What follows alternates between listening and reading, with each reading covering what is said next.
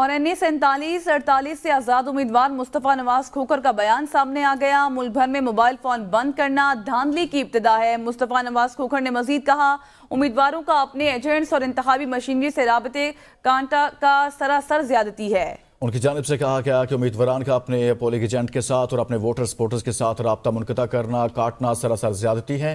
کچھ عرصہ سے پولیس گردی کا بھی سامنا ہے۔ مصطفیٰ نواز کھوکھر کی جانب سے ٹویٹ کیا گیا ہے، کہا کہ جب کہیں سے اطلاع آئے گی دیر ہو چکی ہوگی۔ مصطفیٰ نواز کھوکھر کی جانب سے یہ کہا گیا، دھونس اور دھاندلی کے الیکشنز نامنظور ہیں۔